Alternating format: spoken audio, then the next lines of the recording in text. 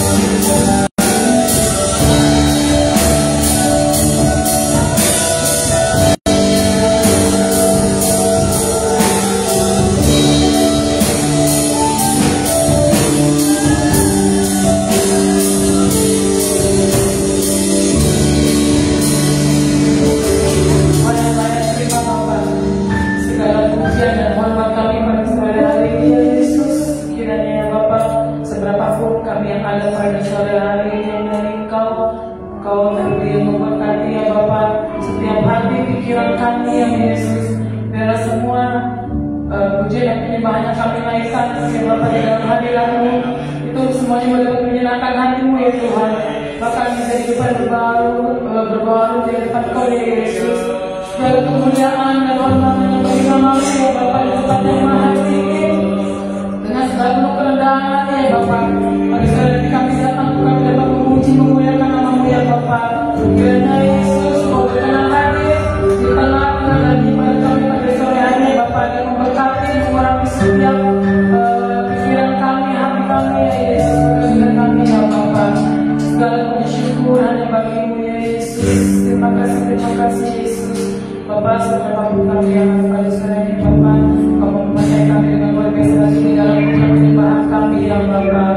Bahkan terjua pikirannya ya Bapak, Kau mengampuni setiap dosa dan segala pelanggaran kami Yesus, agar kami layak ya Bapak, supaya dapat memuji membesarkan nama-Mu ya Bapak. Kami juga berdoa ya Yesus bagi teman-teman kami yang mungkin sempat hadir pada sore hari ini ya Bapak. Kiranya mereka yang mungkin dalam sedang perjalanan, Kau tibakan mereka sampai ke mereka di dalam rumahnya dengan selamat ya Bapak, dengan tidak satu kekurangan apapun-Nya Yesus. Mungkin mereka yang sedang hadir di rumah ya Bapak, kiranya oleh dulu masa dalam-Mu ya Yesus, Engkau memberikan mereka kesembuhan ya Bapak, supaya mereka dapat kembali datang berkumpul bersama-sama dengan kami ya Bapak. Bahkan mungkin juga mereka yang dalam keadaan malas ya Bapak, kiranya Engkau ketuk itu hati mereka ya Bapak. Berikan mereka kerinduan hati ya Bapak, untuk mereka dapat rindu ya Bapak, untuk menyenangkan hati-Mu ya Tuhan. Terima kasih Yesus, terima kasih Roh Kudus. Kami akan memulaikan ibadah kami pada sore hari ini dengan segala pengucapan syukur. Kami sudah berdoa hanya di dalam nama Tuhan Yesus. Haleluya, amin. Saya persilakan untuk duduk. Shalom semuanya. Shalom. Ini kenapa kalau setiap duduk selalu berat sebelah sini ya? Sebelah sini cuma Bunda sama Kakak Floren aja. Ini sudah berat. Sudah berat. Tidak pernah berat sebelah sini Bunda. Ya, seberapa pun kita yang ada pada sore hari ini, janganlah mengurangi semangat kita untuk kita dapat memuji memuliakan nama Tuhan. Sambil duduk, kita akan mengangkat lagu pujian kita, Allah itu baik, sungguh baik bagiku. Kita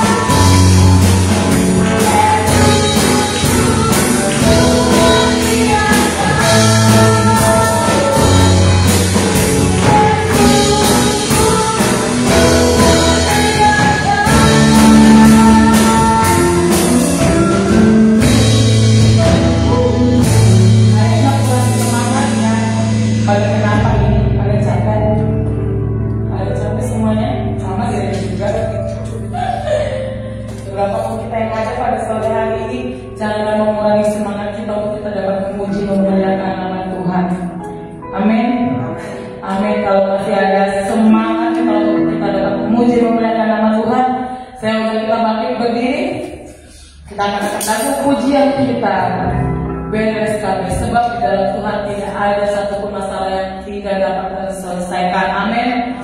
Amin. Kini banyak masalah kasih dan teman Tuhan.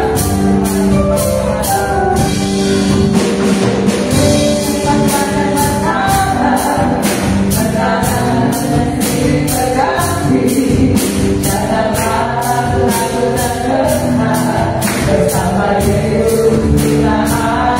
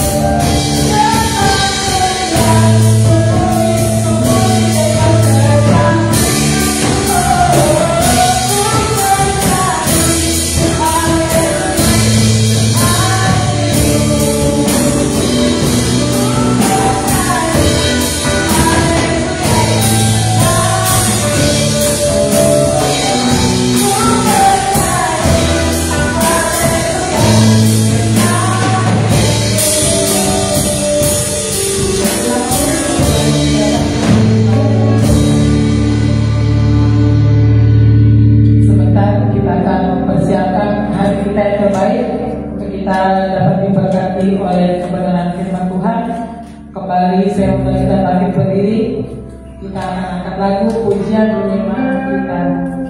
Biarlah manis kau dengar.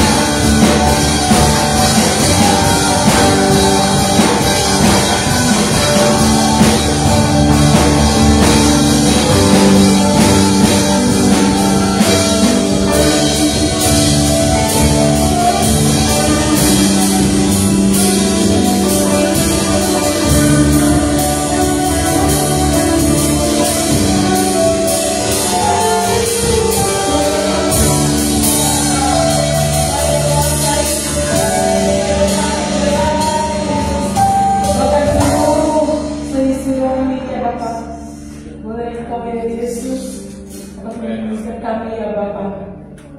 Dengan segala kebaikan-Mu Yesus, dengan segala apa yang Kau kerjakan dan mendapat kebaikan di Bapa setiap kami ya Yesus Tuhan.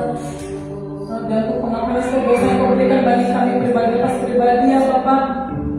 Biarlah itu semua ya Yesus boleh dapat kami rasakan ya Bapa, boleh dapat kami membalasnya Bapa dengan pujian dan penyembahan yang kami naikkan pada sore hari ya Bapa di dalam hadirat-Mu ya Yesus.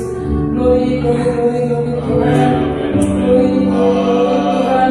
Dalam pujian setiap hati pikiran kami pada sore hari ini ya Bapa. Kami sebutkan yang akan diberkati oleh kebaikan dan kebenaran akan firman-Mu ya Yesus. Biarlah itu semua ya Bapa dapat kami laksanakan, dapat kami perhatikan di dalam setiap kehidupan keseharian kami ya Yesus. Glory, glory, glory, glory, glory Tuhan. Glory, glory Yesus.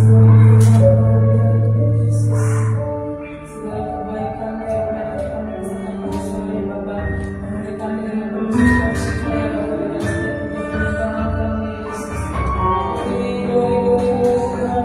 Kami percaya Bapa, setiap permasalahan yang kami rasakan, setiap perasaan kami ya Yesus, dapat kami lepaskan ya Bapa pada sore hari ini ya Yesus. Jangan biarkan setiap permasalahan yang kami rasakan ya Bapa dapat menghalangi setiap sukacita kami di dalam rumah-Mu ini ya Yesus. Glory, glory, glory Tuhan. Bapa kami berbicara bisa sampai pada sore hari ini ya Bapa. Oleh biru-biru kuasa darah-Mu ya Bapa, kami yang sakit disembuhkan di dalam nama Tuhan Yesus. Kami dikuatkan, kami dalam kondisi lemah juga dikuatkan ya Bapa. Glory, glory, glory, glory Yesus. Glory Tuhan. Kau yang teramat baik dan begitu baik bagi kami ya Bapa. Haleluya, haleluya Yesus. Haleluya, haleluya. Glory, glory, glory, glory Yesus. Haleluya, Yesus.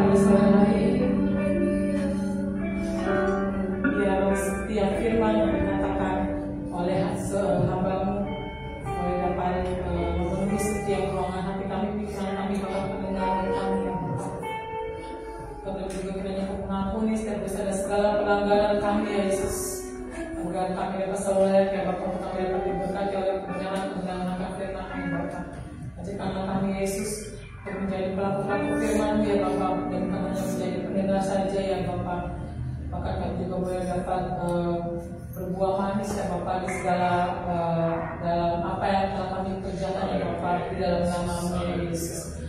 Terima kasih Yesus, terima kasih Roh Kudus. Kami juga berdoa ya Bapak untuk sebentar hamba yang menyampaikan sebagian daripada firman-Mu ya, yang Kau berkati ya Bapak. Bibir lidah hamba-Mu ya Yesus, bahkan kebenaran yang dikatakan oleh beliau juga boleh semuanya yang berasal dari kepada Engkau ya Bapak. Glory Yesus, glory Tuhan, dan kami sebentar siang untuk kami diberkati oleh sebagian daripada firman-Mu ya Bapak. Bapak, kami juga berdoa untuk persembahan yang telah kami jalankan seperti yang Kau tahu ya Bapak, dan Kau balas memberkati berlipat-lipat kali ganda sesuai dengan janji firman-Mu ya Yesus. Terima kasih Yesus, terima kasih Roh Kudus segala kami ya Bapak. Kami sehat untuk kami diberkati kebenaran firman-Mu. Haleluya, haleluya Yesus. Amin. Selanjutnya silakan kepada Tuhan.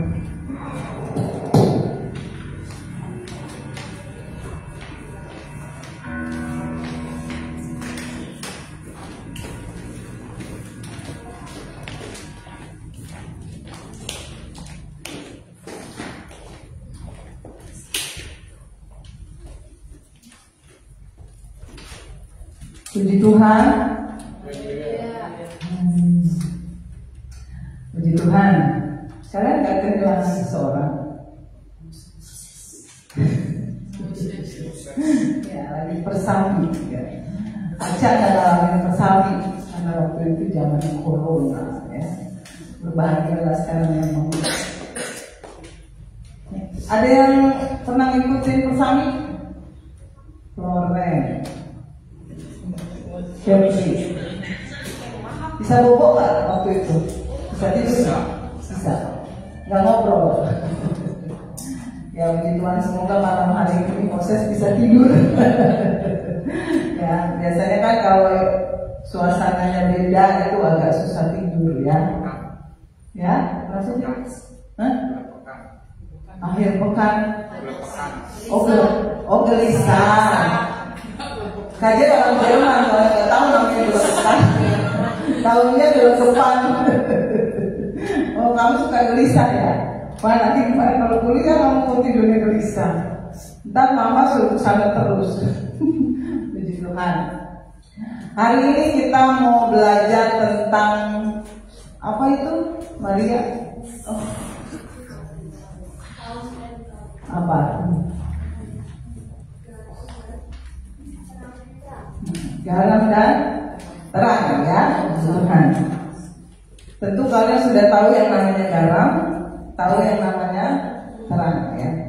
Sebelum masuk ke garam dan terang, kita mau buka dulu ya Loren.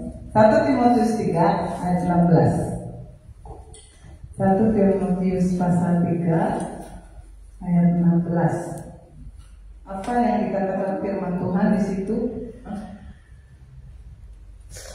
Betul. Dan sesungguhnya agunglah rahasia apa? Rahasia apa kasih? Hah? Enggak, namanya baru buka intro udah ngobrol. Dan sesungguhnya agunglah rahasia ibadah kita. Dia yang telah menyatakan dirinya dalam rupa manusia, dibenarkan dalam roh, yang menampakkan dirinya kepada malaikat-malaikat, diberitakan di antara bangsa-bangsa yang tidak mengenal Allah, ini amanat agung, yang dipercayai di dalam dunia, diangkat dalam kemuliaan. Nah, kalau teman-teman mendengar kata ibadah, apa yang ada di benak Totsi? Oh 3 lagu cepat, 2 lagu lambat. Habis itu angkat gereja. Habis itu doa berkat pulang. Kayak gitu enggak? Yang ada di benak kalian tentang ibadah. Apa? Maria? Kamu berkacamata? Saya kaget. Dari tadi nggak lihat. Kenapa? Ini apa plus? Apa micet? Ini apa kacamata gaya doang? Gaya. Oh gaya. Kamu gak bergaya, Rizka? Pakai kacamata hitam, bawa tongkat. Ya. Kalau bapak nakal digebuk. Pak, sorry ya Pak. Siapa katanya dia di sekolah dibully. Loh, kamu dibully ya? Siapa yang bully kamu? Anis. Anis. Terus Prabowo-nya siapa? Excel. Sorry ya. Sabar Rizka ya. Abai, kadang juga abai ya. Gak apa-apa dibully juga, siapa tahu nanti kamu jadi sekjen PDI Perjuangan. Ya, jadi caleg kayak Komeng. Bisa orang lain kampanye dia tidur. Jangan salah, tidak ada yang mustahil bagi Tuhan. Siapa tahu 10 tahun kemudian kita lihat di kartu suara ada Rizka. Fotonya lagi gini. Ya. Oh gini. Jangan gitu, kasih nanti nangis dia. Itu minumnya nggak berhenti itu kali ini. Kita mau terus ya. Kalau dengar kata ibadah, Maria. Pokoknya kalau kajiannya Bapak nggak akan lepas kalian yang meleng-meleng tuh. Kalau dengar kata ibadah, jangan pukul rata ibadah di benak kalian 3 lagu cepat, 2 lagu lambat, warta jemaat, doa berkat, bubar. Jangan kayak gitu berpikirnya. Karena ketika teman-teman baca kata ibadah itu di perjanjian baru ada 3 arti. Pengen tahu? Mau tahu 3 arti ibadah? Mungkin dalam bahasa Indonesia nyebutnya ibadah, ya. Tapi dalam bahasa aslinya itu pengertiannya berbeda. Yang pertama, ada pengertian ibadah yang namanya latreia, diambil dari bahasa Yunani. Apa artinya? Latreia, bukan latreia. Latreia. Latreia ini muncul 5 kali di perjanjian baru. Ada di Yohanes 16 ayat 2, Ibrani 9 dan ayat 1. Ini yang mau kita baca, ya. Yang 4 cari sendiri. Enak aja. Ibrani 9 ayat 1 dan 6. Coba lagi baca yang keras. Nanti mau minum. Habis ngomongin Banten jadi haus. Ketawa, puas banget kalau Rizka dibully itu. Kalian memang mana sih kalau dia jadi ketua ya? Cepat.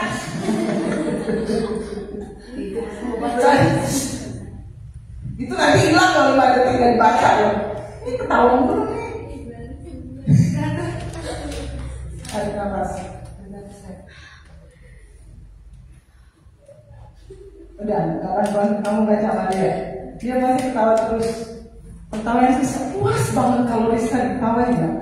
Maafkan mereka Rizka, karena mereka nggak tahu yang mereka perbuat. Ayo Maria.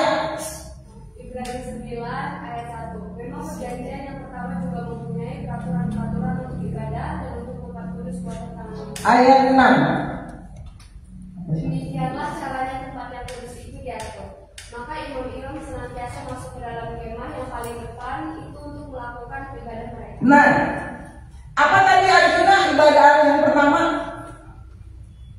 Latreia itu adalah ibadah yang ada liturginya, ada tata caranya, seperti yang kita lakukan sore hari ini, ya. Bagus kali, bagus, harus. Kalian harus beribadah latreia, ya. Datang kalau datang hari Rabu datang. Mau ikut ibadah wanita juga nggak apa-apa, Arjuna. Mau ikut ibadah sekolah minggu misalnya, saya kangen ibadah sekolah minggu, nggak apa-apa. Itu namanya latreia, ibadah yang ada tata caranya. Kalau orang itu bilang liturgi, betul? Ya amin, ujungnya begitu, ya. Amin. Saya pikir waktu dulu apa Arjuna, Arman. Ayo Arman, kita mau amin. Saya nggak tahu kalau itu mau ibadah, tidak ya. Ternyata artinya itu ya. Kalau di penghujung itu ada amin. Nah, jadi ayo kita mau amin, mau artinya seperti itu. Ya kayak gitu, harus dilakukan. wajib. Ya. Itu namanya latreia. Yang kedua, pengertian dari ibadah. Yang kedua yang tertulis di Perjanjian Baru diambil juga dari bahasa Yunani. Kalau terjemahan bahasa Indonesia ya Indonesia ibadah. Tapi di bahasa Yunani namanya treskea. Apa bisa? Tadi yang pertama apa?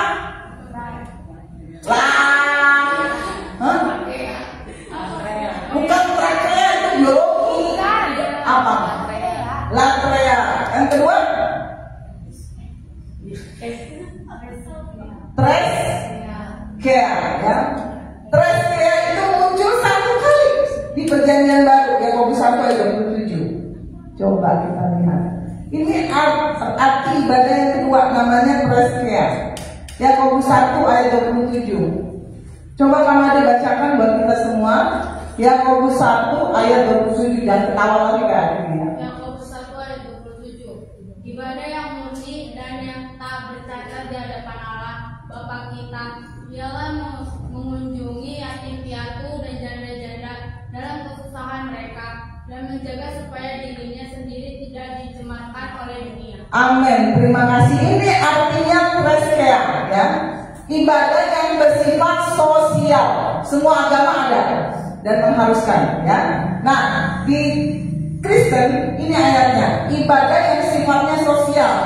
Semua agama memiliki ibadah seperti ini. Tapi Jeffrey jangan terlalu mentah-mentah ayat ini. Nanti habis ibadah, Jeffrey cari janda-janda. Saya mau ibadah, mengunjungi anak yatim dan jangan. Sekarang anak yatim dan janda-janda sudah terpelihara oleh negara, ya.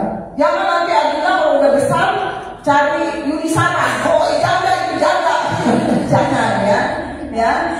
Cari yang kalau jangan waktu itu, ya. Kenapa ditulis yatim piatu dan janda, ya kan? Yatim piatu dan janda itu komunitas yang pada saat itu, ya, ditolak oleh orang-orang Yahudi. Kenapa? Karena orang-orang Yahudi itu orang-orang yang gila status. Ketika seseorang menjadi yatim piatu, menjadi janda, kehilangan suami, kehilangan orang tua, itu kan statusnya berubah.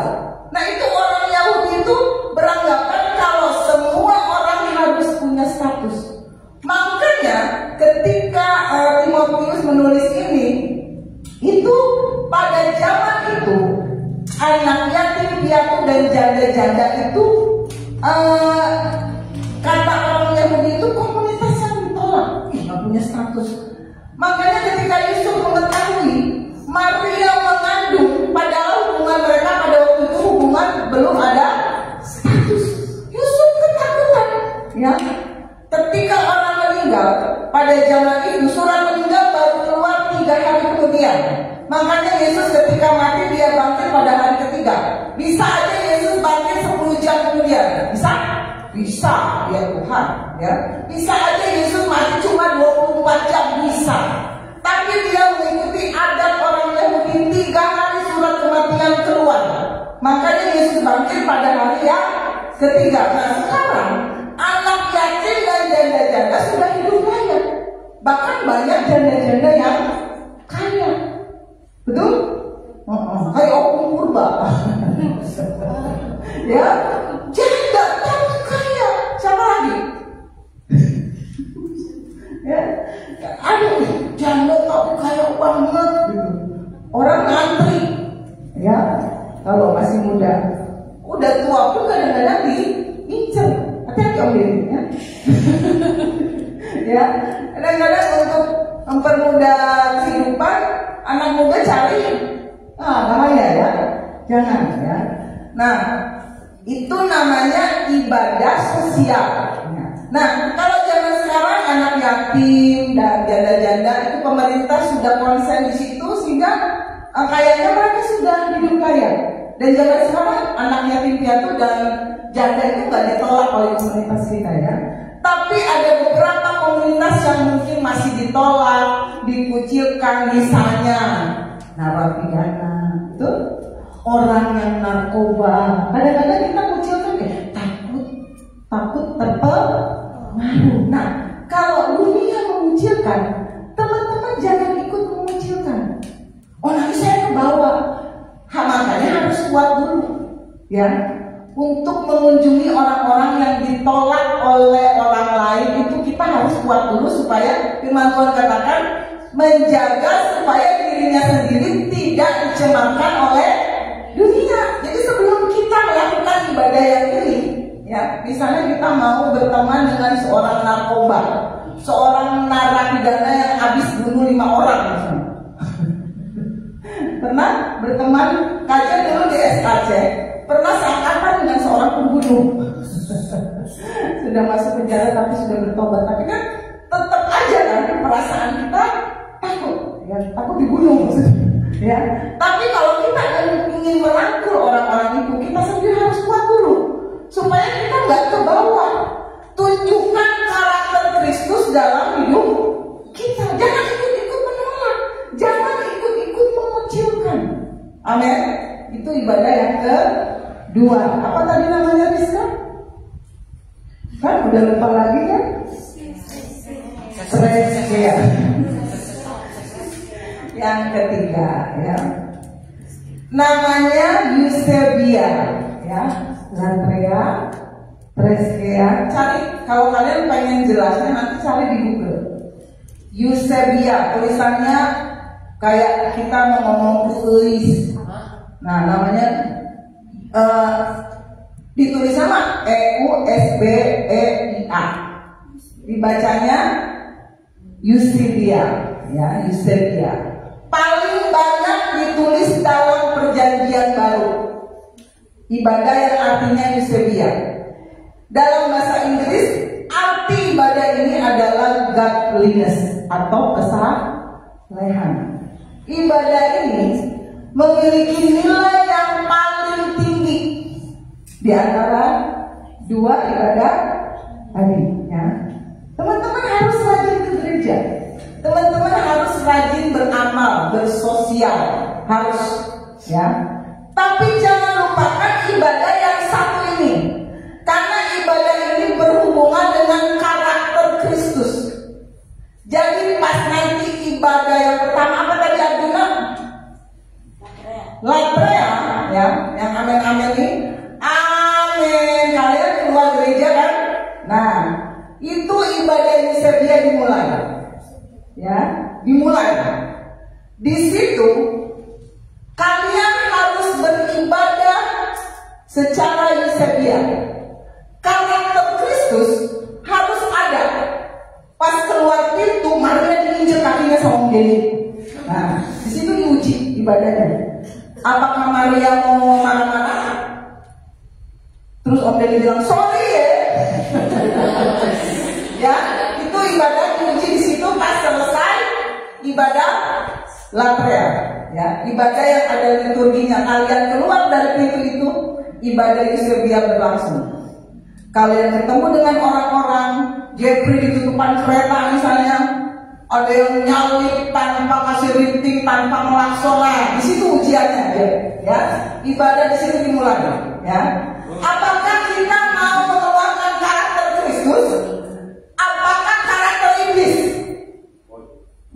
Di situ ujiannya, ya. Itu ibadah Eusebia baru dimulai.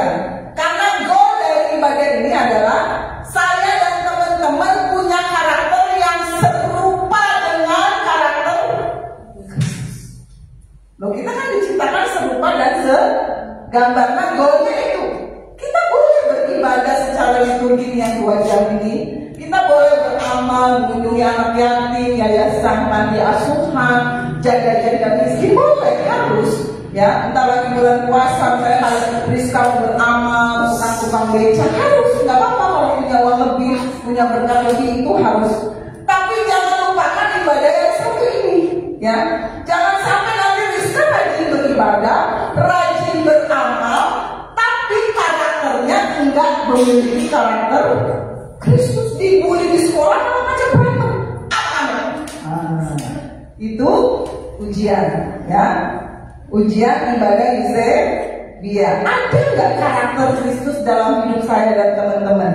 Ya, jangan sampai kita rajin ibadah, rajin pelayanan, beramal, rajin memberi, tapi nggak ada karakter Kristus dalam hidup kita. Pelayanan melawan orang tua tetap jalan, ya. Pelayanannya rajin di gereja, nangis-nangis, angkat tangan. Besoknya hari Senin ulangan nyontek. Siapa tuh, ya? Ke gereja rajin, doanya rajin mungkin, tapi tetap berantem sama saudara. Kenapa mukanya biru semua? Sering kayak gitu? Hah? Kalian rajin pelayanan, kalau ngomong firman pinter, berantem karena anak orang tua. Masa gitu mau ngelirik kemana? Biasa aja. Kalau suka berantem nggak apa-apa, wajar. Selesaikan dengan baik, nanti kamu balik kuliahin sama. Carilah dahulu kerajaan Allah dan kebenarannya. Jangan cari bonusnya dulu. Oh, saya mau kaya waktu itu, saya mau pintar. Tapi kalian nggak suka baca firman, nggak suka ke gereja. Nih, orang tuh kalau beli bakmi, bonusnya acar, misalnya ya, bukan acar. Ya, misalnya nanti beli bakmi, dibonusin acar. Besoknya nanti nggak bisa. Cici mau beli acarnya aja. Boleh nggak? Nggak bisa beli bakminya. Carilah dahulu kerajaan Allah dan kebenarannya, maka kuliahmu bagus, masa depanmu bagus, itu jadi bonus. Amin. Amin nggak? Yang amin nanti kuliah. Yang aminnya telah nggak kuliah. Ya. Salah satu karakter Kristus, ya, ini ibadah Euseria yang akan kita pelajari malam ini adalah tentang salt and light, ya, garam dan terang. Kita mau pelajari tentang terang dulu, karena yang singkat kalau terang. Yang pertama, terang. Yohanes 8 ayat 12. Ini salah satu ibadah Euseria yang harus kalian kerjakan. Yohanes 8 ayat 12, ayat 5. Akulah terang dunia. Barang siapa mengikut aku, ia tidak akan berjalan dalam kegelapan, melainkan ia akan mempunyai terang hidup. Terang itu sumber solusi. Apa? Terang itu sumber solusi. Apa Maria Hermawan? Terang itu sumber. Maria kalau HP-nya hilang, lampunya mati nih ya, dalam kegelapan, kunci motor misalnya.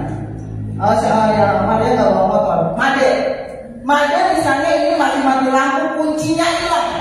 Yang dicari kuncinya apa? Tombol lampu. Tombol lampu, padahal yang hilang kunci. Karena terang adalah sumber solusi. Malam ini kajian sedang memandang orang-orang, anak-anak muda sumber solusi. Amin. Mau nggak kita dengar orang ngomong, itu mah anak pemuda gede mana? Emang kenapa? Kajian kepon. Rajin-rajin di sekolah nggak pernah nyontek, datangnya tepat waktu. Jujur, ada duit berempat 1 juta.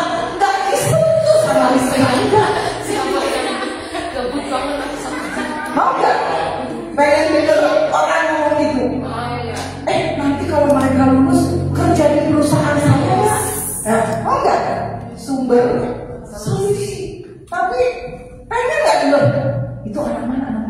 Anak gede mana tahu. Kenapa? Malesnya minta ampun. Datang ke sekolah masuk jam 7, datang jam 9. Kerjaannya nyontek, berantem. Itu namanya sumber masalah.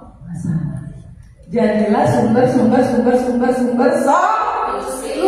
Di keluarga kalian sumber solusi. Orang tua berantem, kalian mendamaikan.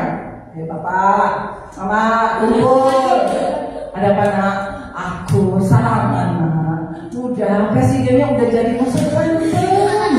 Suami istri berantem gara-gara Prabowo sama Ganjar. Sampai mau cerai.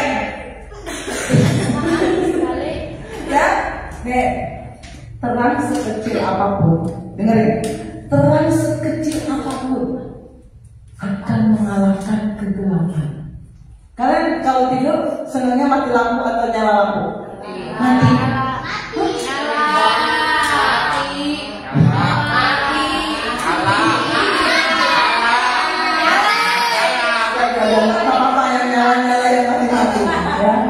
Nah, yang mati, yang kalau tidur kamarnya gelap, segelap apapun, ketika ada cahaya di AC, ya kan suka ada kan? Ya, itu kita bisa lihat loh. Padahal itunya kecil kan, cuma 1 titik gitu, ya. Gelap segelap apapun, kalau ada kalian yang terang, maka akan jadi di sekolah kalian jadi terang. Itu kelas yang tadinya tukang nyontek, itu guru sampai heran, anak-anak saya nggak pernah nyontek lagi. Ya? Di rumah kalian jadi sumber solusi, jadi terang. Orang lain berantem, kalian mendamaikan. Dibeliin besi satu-satu. Ayo ngumpul. Makan bakmi apa? Cicinta? Bakmi apa? Mie nendang. Ya, habis makan itu semua ditendang. Ya, sumber solusi. Jangan kalian jadi sumber masalah. Di mana ada kalian berantem, di mana ada sini berantem. Aduh, gimana mau jadi terang? Terang. Yang kedua, kita mau belajar tentang garam. Ya. Tadi terang, sekarang garam. Lukas 14 ayat 34 sampai 35. Tapi bisa bacain, nggak ketawa lagi? Janji, awas. Ketawa dicubit kamu. Lukas 14 ayat 34.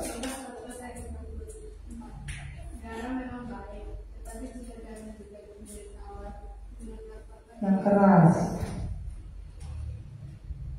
Lukas 14 ayat 35, tidak ada lagi gunanya baik untuk barang maupun untuk pupuk, dan orang membuangnya saja. Siapa mempunyai untuk dibilang, maka ia Terima kasih. Kedengaran?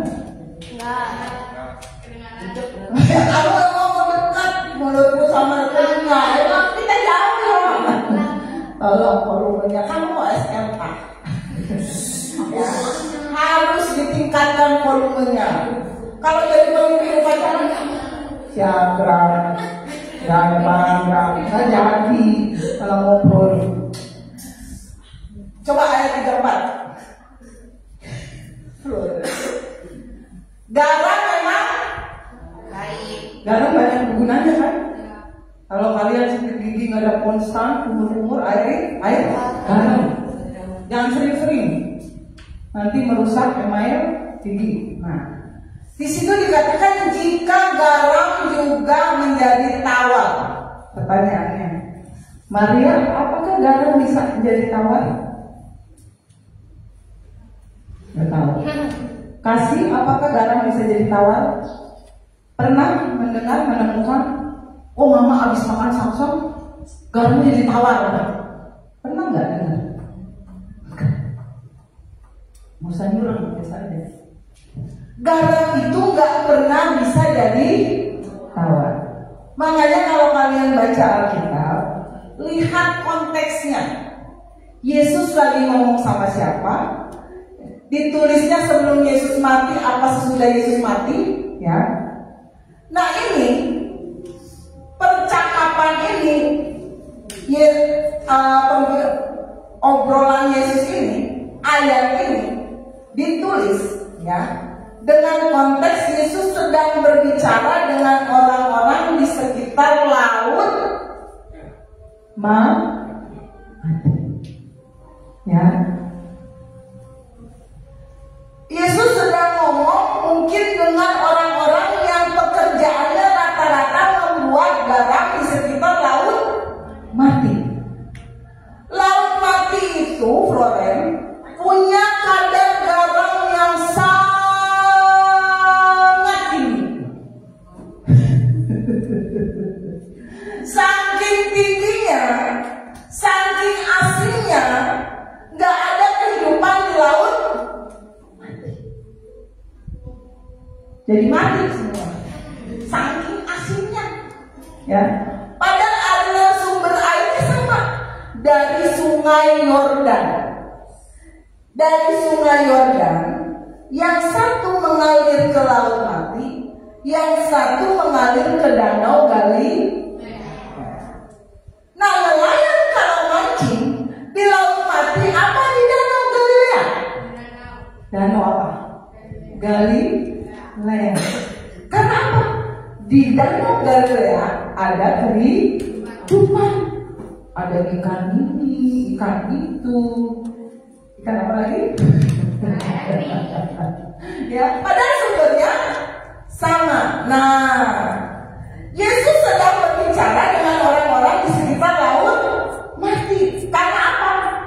Orang kalau buat garam di daerah itu, kalau prosedurnya nggak benar, kayak Bunda Loli kalau bikin kue, beda ya kalau kita masak sama bikin kue.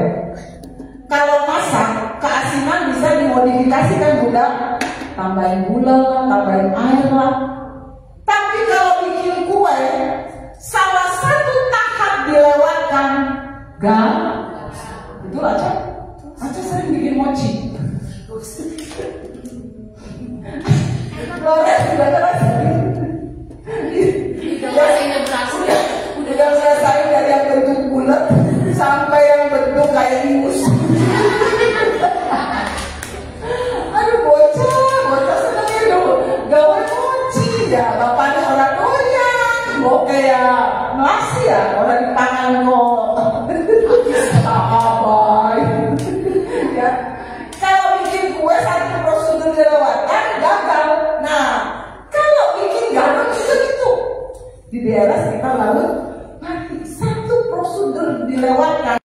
Misalnya pas pembuatan garam datang badai, wah gagal. Makanya di situ ada ayat yang ditulis jika garam menjadi tawar. Apa yang terjadi kalau garam menjadi tawar? Coba ayat 35. Situ ya, konteksnya di situ. Kalian kalau garam di dapur mungkin apain aja itu tetap asin, ya, nggak mungkin jadi tawar, ya. Kayak aja waktu buat tempe kemarin, teman-teman. Ya ini kan contoh ya. Berhasil nggak Ca? Saya waktu lagi doa, bawa apa? Ya kan nyimpennya di tempat gelap kan? Mak di tempat gelap mana di gereja lah. Bawa apa? Ternyata tempe aja membusuk nggak jadi. Itu berarti ada prosedur yang gagal. Ya, kayak gitu. Kalau bikin garam juga gitu. Kalau nggak ada tahapan yang hilang, ada gangguan apa? Gagal. Garamnya nggak jadi. Nah itu jadi tawar. Kalau garam yang tawar tidak lagi ada gunanya. Kata Yesus untuk apa? Untuk ladang maupun untuk pupuk. Nah, masalahnya kita orang Kristen, kita kan disebut garam dunia, betul? Ya. Kalian garam dunia apa garam dapur? Hah? Ada ayatnya nggak? Remy is a son of kitchen. Enggak kan? Kita garam dunia, bukan garam dapur. Makanya jangan ngumpul-nguplak terus di sini. Kalau garam itu harus disebar. Jangan di plastik. Tiap Sabtu Minggu di plastik, dibukanya baru di gereja. Pulang gereja masih lagi plastik garamnya.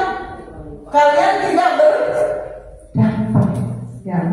Masanya kita orang Kristen jadi garam gak berguna banyak, padahal garam fungsinya banyak, betul? Ya. Garam itu harus disebar di ladang, ya. Sekarang garam bukan hanya untuk disebar di ladang ataupun jadi pupuk. Kalau kalian kemah, pasti dibikin parit dulu, lalu ditaburi garam supaya apa? Kecoa nggak masuk, ular nggak masuk, cuma nyamuk yang bisa masuk. Ya, terbang, ya. Itu fungsi garam banyak loh, ya. Mama-mama kalian kalau masak garamnya cuma satu apa banyakan? Banyak kan? Lumayan banyak kan? Nggak pernah kan Kak? Mama Kartini masukin garam cuma 1 butir, enggak kan? Pasti rame-rame. Makanya kalian kalau mau jadi garam dunia, rame-rame, jangan sendiri-sendiri. Kalian mau kemana kajian? Mau ke diskotik? Mau apa? Menginjil? Berapa orang sendiri? Bodoh. Yang ada kalian malah ikut berdiri. Rame-rame, Yesus aja mau utus muridnya apa? Berdua, ya. Kalau mau jadi garam di tengah dunia, bareng-bareng, biar saling temu. Kalau kalian sendiri ya kalian bisa ke bawah. Nah, garam itu fungsinya banyak, tadi buat ada gigi, terus buat kalau kita kemah ya. Kalau di luar negeri yang ada musim saljunya itu, kalau musim salju itu jalan jadi licin, ya. Waktu kalian di Jerman juga gitu. Udah ketawanya ngecek banget. Saya jangan kayak gitu Bun. Udah di briefing ya, waktu di Jerman itu musim salju ya. Saya base di sana. Itu mobil nggak bisa lewat kalau ada salju ya. Yang ngecek kalian nggak akan ikut ke Jerman. Ya. Makanya waktu musim salju, pemerintah di Jerman itu waktu itu kajian tinggal 5 tahun. Kalau ini ngecek banget nggak percaya kan punya tahu. Pemerintahnya, Pemprovnya itu suruh para tank-tank itu nyebarin garam di jalan raya. Cari di Google, hanya baca. Ini melotot, orang cerita ini melotot, orang cerita itu melotot. Kalau ini melotot, Om Ferry amin. Itu nggak ada Om Ferry di badan ini. Apa yang kalah sama Om Ferry ya? Itu disebarin garam supaya apa? Kalau mobil yang lewat nggak licin. Itu berguna ya nanti. Kalau Loren ke Jepang ya musim salju, bilang sama pemerintah di situ RT RW-nya, Pak taburin garam, biar jalannya enggak licin. Nah, ya fungsi garam di situ dikatakan di ladang. Mengapa Yesus bilang kalau garam itu berfungsi di ladang? Di ladang itu di tanah ya, bukan di laut. Kalau air dialirkan ke laut, ya. Bangsa-bangsa zaman dulu Maria itu sampai abad keempat mereka kalau perang terus menang misalnya ya.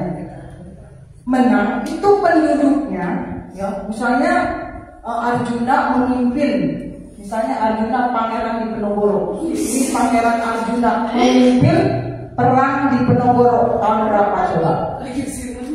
Sejarah dari berapa?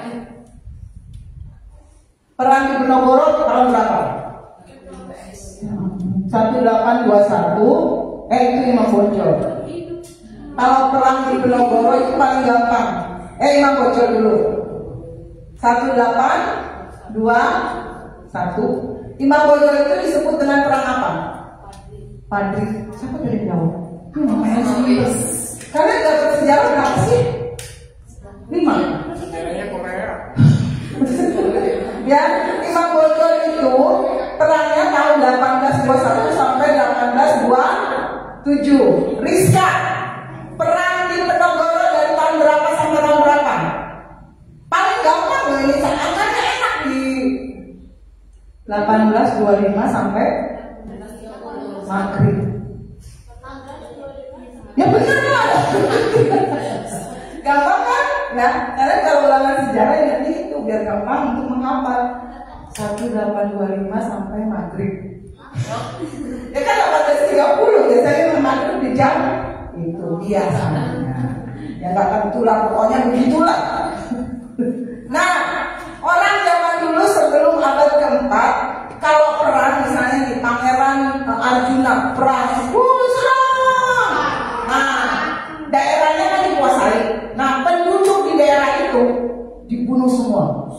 Itu ada istilahnya, namanya genosida. Jadi kalau kita berhasil menduduki misalnya, ayo perang, Pangeran Arjuna perang menduduki daerah Gantar. Nah, itu seluruh penduduk di Gantar dibunuh semua. Nah, dan habis penduduknya dibunuh, itu mereka membom tanah itu, ladang itu dengan garam. Mana ayatnya kalian? Buka Loren. Mereka nggak percaya. Hakim-hakim 9 ayat 45. Hakim-hakim 9, the judge, ayat 45. Sehari-harian itu Abimelek berperang melawan kota itu, Sikhem, kalau kalian baca judulnya. Ia merebut kota itu dan apa? Membunuh orang-orang yang di dalamnya semua. Mau itu orang tua, kakek, nenek, anak, bayi, semua dibunuh. Kemudian dirobohkannya kota itu dan apa? Ditaburi garam supaya tanahnya nggak berfungsi, nggak produktif, ya, nggak bisa ditanami lagi, nggak menghasilkan sesuatu lagi. Nah, itu fungsi saya dan teman-teman di dunia. Membuat musuh kita iblis tidak produktif lagi, ya. Keberadaan teman-teman di sekolah membuat iblis yang suka bisikin nyontek gak produktif lagi, ya. Biasanya teman-teman kalian suka nyontek, kok aneh ya, saya gak pengen nyontek, saya pengennya belajar. Itu karena kalian ada di situ. Tingkat kenakalan di sekolah sejak ada Rizka menurun. Ya, tingkat korupsi misalnya di tempat kerja Kak Angel yang sekarang lagi sibuk pindahan menurun. Itu kalian kalau lihat barang-barang di situ, punya Kak Angel. Menikah belum tapi barang-barangnya tahun Denny kayak sudah punya anak buah. Itu tuh di situ. Kita nggak bisa olahraga lagi. Gara-gara ada barangnya Kak Angel. Ya, tingkat marah-marah di rumah menurun karena ada Mati dan Revi di rumah. Bohong itu ya, itu fungsi garam. Kalian membuat kuasa kegelapan musuh kita iblis tidak produktif lagi. Taburi dengan garam kalian, ya, amin. Nah, datang ke sekolah jangan telat. Ciptakan sekolah yang disiplin, jangan kayak Excel. Datang jam 7 lewat 5, lewat 2, lewat 4. Tapi belum masuk. Oh Pak, tapi belum masuk. Puji Tuhan ya, Tuhan masih menolong. Tuhan masih berkemurahan ya. Pelayanan datang tepat waktu kayak Jeffrey. Pelayanan jam 5, jam 3 udah datang. Langsung. Ya, tepat waktu. Jangan kalian jadi siur datang ke 5:30. Aduh, udah selesai. Ciptakan kedisiplinan dalam setiap komunitas. Itu fungsi garam. Nah, itu garam untuk ladang. Sekarang garam untuk tadi dikatakan pupuk, lebih tepatnya bahan dasar untuk membuat pupuk. Kalau para pembuat pupuk itu membuat pupuk, itu mereka mengumpulkan kotoran-kotoran hewan. Nah, ada kesaksian. Waktu itu ada seorang hamba Tuhan diajak mission trip. Apa itu mission trip? Perjalanan misi, ya, ke sebuah daerah di Monogiri di pedalaman. Nah, sebelum mereka ke sana, mereka udah diwanti-wanti minum obat anti BAB. Ada yang budaya. Jadi katanya 3 hari bisa nggak pengen BAB, ya. Jadi disuruh minum obat itu ya, supaya di sana kita selama 3 hari kita nggak BAB. Hamba Tuhan ini ternyata hari kedua udah gak kuat. Pengen apa? Apa? BAB yang berat dong. Agak elegan dikit ngomongnya. Ya. Udah gak kuat terus dia nanya sama pendeta, Pak Pendeta, saya mau BAB. Oh boleh. Itu pergi ke ladang. Hah? Ladang? Cari spot sudut yang paling nyaman dan paling damai. Tempat BAB-nya itu di sebuah ladang. Jadi kotoran hewan ada di situ. Terus sebelum ke ladang itu, hamba Tuhan ini dikasih tongkat sama Pak Pendetanya. Gak usah ketawa dulu juga, emang gak tahu ceritanya. Oh bagus. Dikasih tongkat. Pak Pendeta buat apa? Nanti Anda akan tahu sendiri. Bener. Pas udah nyari spot yang paling nyaman, yang paling indah di bawah bintang dari bulan, dia dengar suara di belakang. Ternyata di belakang dia banyak babi. Itu fungsinya jadi kalau lagi dikacau itu masuk lagi bener. Abang Tuhan itu baru ngerti fungsinya tongkat. Ternyata untuk ya kita aja kalau di Pastori lagi ngeden dengan suara breki langsung buyar kan. Ini di belakang loh, babi dan semua hewan ya. Jadi ternyata di daerah pedalaman Wonogiri itu BAB-nya nggak ada toilet, nggak ada. Jadi mereka ada lahan itu ladang. Di situ BAB manusia lah, BAB hewan ngumpul semua di situ. Nah, tujuannya untuk membuat pupuk, ya. Nah, sebelum jadi pupuk, sebagai disinfektan, disebarin garam. Supaya apa? Kuman, bakteri, virus yang ada di kotoran-kotoran manusia dan hewan, gak usah gitu, tahunya mati yang dengan kotoran, itu mati, ya. Berfungsi untuk mematikan semua apa? Jadi enak ada itunya lah. Susah banget sih. Kita sekarang kenal dengan hand sanitizer kan? Nah itu, ya, kuman. Kayak fungsinya kayak gitu, ya. Kalian 2 tahun pakai itu. Sekarang yang masih pakai tante lain. Tiap kolektor. Kajian udah lama begitu ya. Emang saya. Nah itu fungsinya ya. Nah kalau teman-teman menyadari kita garam dunia, kita pasti berubah ya orangnya. Dunia berubah. Kita nggak malas kerja lagi, kita nggak malas belajar. Di sekolah nggak nyontek lagi, nggak suka bohong sama orang tua lagi. Mak, ada iuran ini mak, padahal buat beli sebelah. Jangan. Nah itu kita berfungsi jadi garam, ya. Hand sanitizer yang membunuh kuman. Makanya jangan alergi sama kuman. Kalian suka alergi kan sama teman-teman yang nakal, teman-teman yang jutek. Jangan nggak mau rangkul mereka, tapi kalian sendiri harus kuat dulu supaya nggak ke bawah, ya. Di Banjarsari ada kesaksian seorang babysitter, dia bersaksi dia melihat majikannya. Dia tadinya muslim, tapi ketika melihat majikannya, kalau anaknya sakit berdoa dulu, anaknya sembuh. Dari situ dia lihat, oh gitu ya orang Kristen. Karakter majikannya dia lihat sabar, murah hati, ya. Dia akhirnya tertarik untuk menjadi pengikut Yesus. Bukan karena melihat majikannya berjalan di atas air. Ada karakter Kristus. Dia dirangkul sama majikannya, dia ditunjukkan loh karakter Kristus, ibadah yang Eusebia. Ada kesabaran, ada murah hati, ada pengendalian diri. Orang bisa baca ada karakter Kristus dalam hidup Rizka.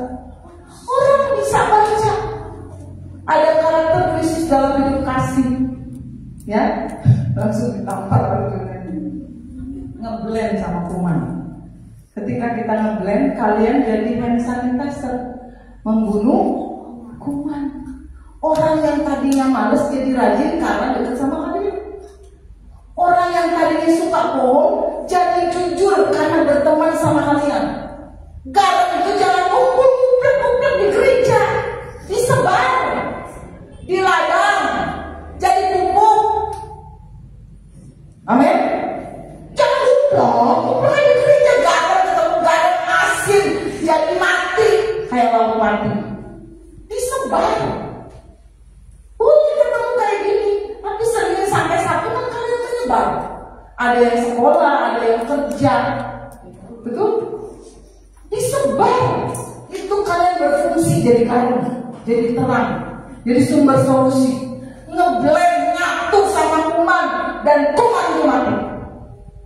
Ngeblend, nyatu sama bakteri, bakteri itu mati.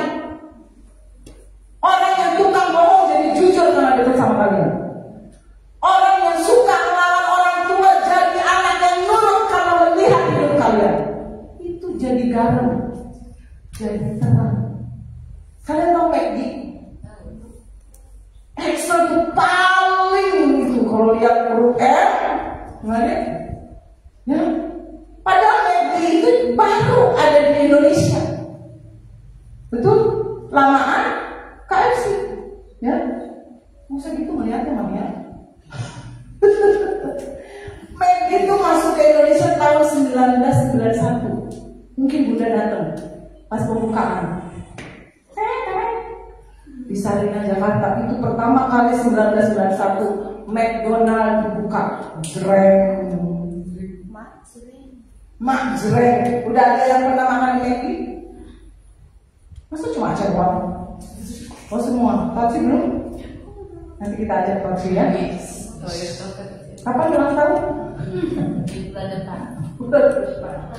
Paci itu bulan apa lupa. Nah, McD masuk Indonesia di tahun 91, masih baru. Berapa tahun? 23 tahunan. Tapi sekarang McD sudah punya outlet di seluruh dunia, 120.000 outlet McD. Masih baru ya.